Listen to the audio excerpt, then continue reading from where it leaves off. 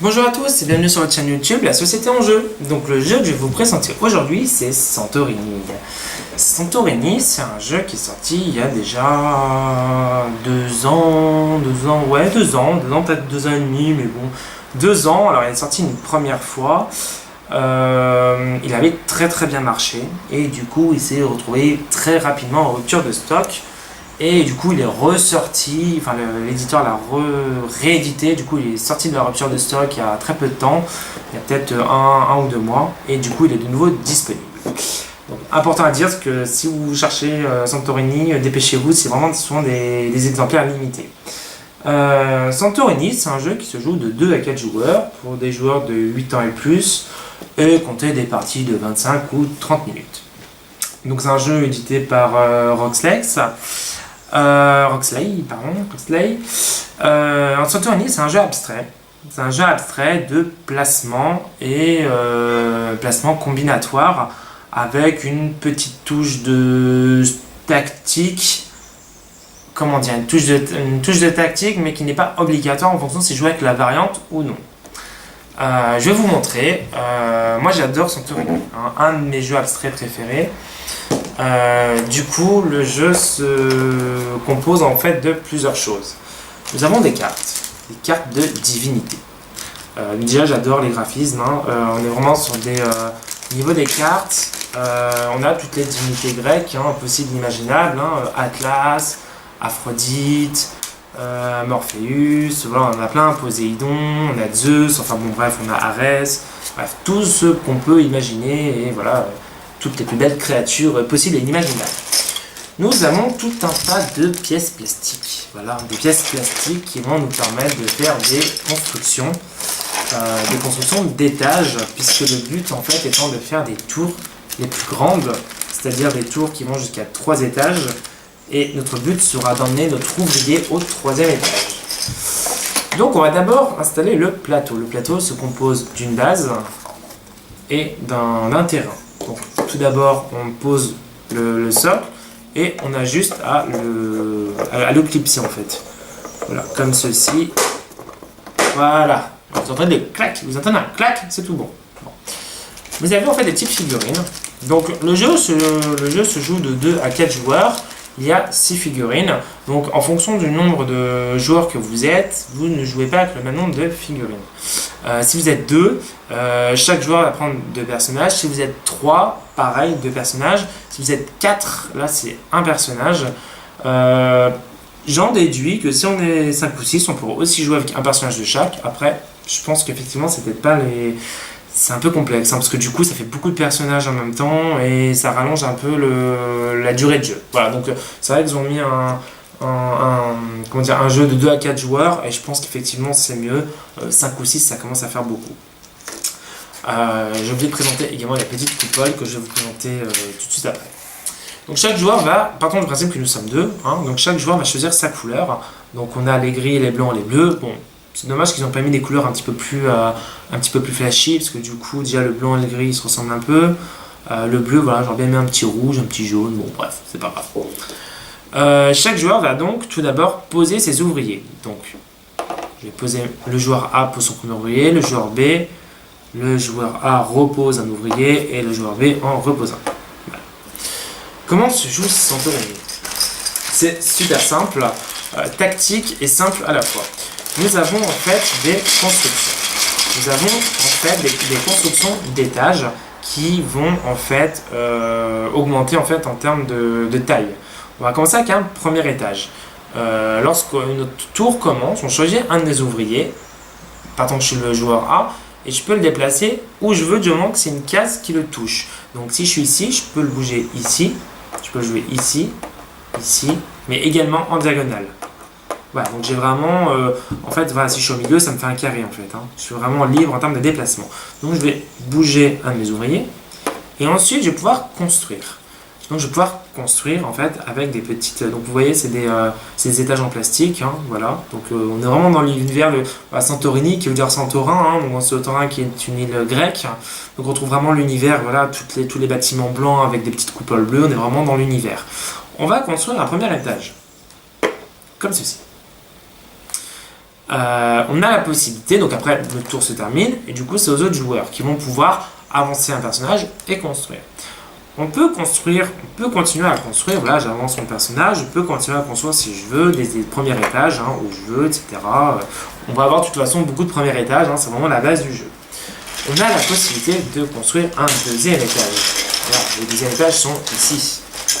Les deuxième étage, qui ressemble beaucoup au premier étage, mais en un petit peu plus petit. Voilà. On va construire un deuxième étage. Pour cela, c'est pareil, il suffit d'avoir un personnage qui touche... le deuxième étage, il faut qu'il touche au moins un de nos ouvriers. Donc si je suis ici, je peux poser mon deuxième étage ici. Si par exemple, je bouge mon personnage ici, mon deuxième étage, je peux le poser soit ici, parce qu'il touche, soit ici, parce qu'il touche. Voilà. Donc imaginons que je le posais ici, j'ai la possibilité. On a également des troisième étages. Des troisième étages qui se jouent exactement de la même façon que les deuxième étages, sauf qu'ils ne se posent que sur des deuxième étages. Donc pareil, troisième étage. Et nous avons des coupoles. Les coupoles, bizarrement, ne servent pas à gagner, servent plutôt à empêcher l'adversaire de gagner. Les coupoles se jouent ici. Et elles rendent inaccessible le troisième étage. Puisque le jeu va être en fait une succession de tours où nous allons bouger nos personnages, construire des étages, et nous allons devoir bloquer nos adversaires. Pourquoi? Parce que dès qu'un ouvrier est au troisième étage, il gagne la partie. Donc ça peut aller très vite, et parfois on a plus intérêt à bloquer un adversaire en posant une coupole plutôt qu'en laissant s'installer. Au niveau des déplacements, au niveau des constructions, comment ça se passe? Dès qu'on est sur du terrain plat, il n'y a pas de souci, on bouge nos personnages, voilà, à l'identique. Lorsqu'on est sur du premier étage, je vais en mettre plusieurs, hein, histoire de vous montrer un petit peu comment ça se passe. Puis je trouve que le terrain est beaucoup plus joli lorsqu'il y a pas mal de constructions. Hein. Voilà. Donc si vous savez ici, on peut monter sur un premier étage. Il n'y a pas de souci, il n'y a pas de problème. Voilà. Par contre, j'ai un deuxième étage. Imaginons que j'ai un étage ici. Je ne peux pas monter. Voilà, c'est trop haut. C'est trop haut. Donc pour passer du rez-de-chaussée au deuxième étage, j'ai besoin d'un premier étage pour monter d'abord. Voilà. Donc il va falloir quand même créer des petites constructions avant. Donc si par exemple j'avais un premier étage ici, je suis ici, je monte, il n'y a pas de problème. Et là, du coup, je peux accéder au deuxième étage. Donc, pour moi, j'ai pas de souci. Si par exemple ici j'avais un premier étage, non, du coup ça c'est un deuxième. Si j'avais ici un premier, un deuxième, et du coup là je peux construire un troisième. Voilà, du coup ici maintenant je peux passer. Et là je gagne la partie. Voilà. Donc Santorini, voilà, finalement c'est un jeu qui est assez calculatoire, puisqu'on va, dès qu'on va voir qu'un joueur commence déjà à être au deuxième, les autres joueurs sont en danger, et qu'ils vont avoir que très peu de temps pour le bloquer. Donc ici je suis le deuxième joueur, je suis ici, je peux poser une coupelle bleue. Hop. Et voilà. Du coup, on lui a coupé un peu l'arbre sous le pied. Voilà, du coup, il est là. Ça ne sert plus à rien. Il n'a aucune possibilité d'enlever ma coupole. Et donc, du coup, il est bloqué. Soit, du coup, il faudra qu'il se débrouille pour poser un troisième étage ici et remonter. Voilà. Mais au fur et à mesure des parties comment la partie va avancer, on va avoir de plus en plus de constructions qui vont grandir. Hein. On va avoir de plus en plus de premiers étages qui vont être là, deuxième étage. On va parfois avoir de la difficulté à se déplacer, parce qu'une construction qui a troisième étage, du coup on ne peut pas y accéder, on peut pas se déplacer, on va avoir de plus en plus de difficultés à se déplacer sur le plateau, sachant que si notre personnage ne peut pas se déplacer, on perd la partie, parce que le déplacement est obligatoire. Donc là c'est pas à faire attention de ne pas isoler notre personnage à un moment donné à un endroit, parce que c'est fini. Il faut toujours lui laisser une certaine marge de sécurité pour qu'il puisse se déplacer. Du coup, les personnages que nous avons là, que j'ai parlé en début, on a plein de petits personnages, ils ont des pouvoirs. Et c'est ça qui fait vraiment la richesse du jeu. Pour info, les cartes ne sont pas obligatoires, ça fait partie de la variante, mais je trouve que ça apporte tellement que jouer sans, c'est vraiment dommage. Si vous jouez à la version classique du jeu sans les cartes, vraiment sur un pur jeu tactique, et là du coup c'est votre visualisation des pièces, les pièces dans l'espace, savoir si vous êtes bon en termes de visualisation du jeu, de tactique, de placement d'ouvriers. Voilà. Si vous voulez rester vraiment sur un jeu purement abstrait, il n'y a pas de souci, ça se joue très bien. c'est plutôt du familial pour le coup. Si on joue avec des cartes, là du coup on aborde un thème stratégique plus intéressant. On est sur du familial plus du coup, parce que chaque personnage a sa capacité spéciale. Et c'est ce qui fait que le jeu est, je trouve, beaucoup plus intéressant. Alors j'ai plus tous les pouvoirs en tête, mais certains jeux nous permettent par exemple de faire 2 déplacements. Je me déplace de 2, je construis. J'ai un personnage qui permet de mettre des coupoles directement sur des premiers étages ou des deuxièmes étages. Donc hop, je te bloque l'accès, du coup tu peux plus monter. J'ai Aphrodite qui, une fois qu'un personnage adverse est collé, il ne peut plus reculer, il est attiré, donc il ne peut plus se déplacer vers l'arrière. Donc voilà, en fonction du personnage qu'on a, on a un pouvoir particulier assez sympa. Donc pour plus d'équité, on mélange les cartes, et, chacun en tire un au hasard, comme ça, pas de souci. Parce que c'est vrai qu'il y a certaines cartes qui sont un peu plus fortes que d'autres. Voilà. Du coup, pour Santorini, c'est un jeu que je trouve assez sympa. Allez, pour le fun, je vais vous faire une petite construction, histoire de vous montrer un petit peu comment on peut se décanter une fin de partie. Hein. Mais c'est vrai que le jeu est finalement assez bien fait. Moi, j'aime beaucoup. Ça fait partie de mes coups de cœur.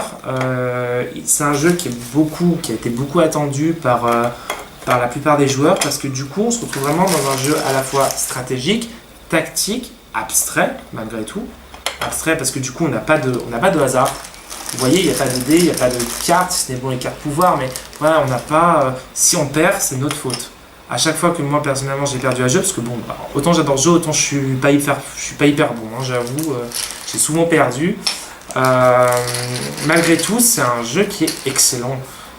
Ça passe avec tout le monde. On a vraiment du plaisir à voir sa petite ville, sa petite cité augmenter au fur et à mesure. Voilà, je me suis planté. Sa petite cité augmenter au fur et à mesure des parties. C'est vraiment super sympa. Moi j'aime beaucoup. Si je devais lui donner une note, ce serait 8,5. Un bon 8,5, presque 9. Voilà, c'est une petite cité assez sympathique. Allez, un petit dôme pour le fun. Hein. Voilà, hop. C'est trop mignon. Je devais lui donner une note, du coup, ça serait un 8,5. D'une part, c'est un jeu qui est très tactique. Voilà, au niveau du placement d'ouvriers, il faut vraiment faire gaffe, parce que comme je vous l'ai dit, si vous ne pouvez pas vous déplacer, c'est fini, vous perdez.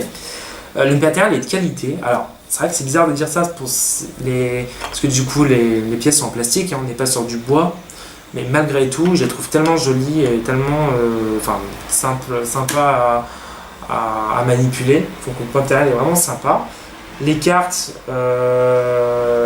des dieux, les divinités à la fois sont super jolies et du coup elles aident à l'ambiance un petit peu mythologie grecque. J'aime beaucoup. Après en défaut, j'ai trouvé qu'on fait une erreur, c'est fini. Hein. Si on se retrouve des fois à une case trop en décalage par rapport à d'autres, qu'on n'a pas assez de temps de se rapprocher pour mettre une coupole, c'est bon. On coupe l'herbe sur le pied et partie terminée, l'adversaire est sur le 3e étage et c'est fini. Donc c'est un peu comment dire, voilà, c'est punitif. Voilà, c'est punitif, hein, une erreur et voilà, ça coûte la victoire hein, très souvent. Malgré tout, c'est quand même un jeu excellent, à recommander. Autre petit défaut, après c'est pas bien grave, je trouve la boîte un peu grande quand même, hein, le format est quand même... la boîte est quand même mastoc par rapport au... Bon, c'est vrai qu'il y a beaucoup de pièces, mais c'est vrai que la boîte est quand même vachement grande pour un jeu abstrait, parce que les jeux abstraits généralement sont un peu plus petits, mais c'est vrai que c'est assez mastoc. Voilà. Mais écoutez, c'est tout pour Santorini, j'espère que ça vous a plu, que ça va peut-être vous donner des idées pour partir en Grèce ou à Santorin, pourquoi pas. N'hésitez pas à laisser un commentaire, un petit like, commenter ma vidéo, et puis à bientôt dans une prochaine vidéo. Salut!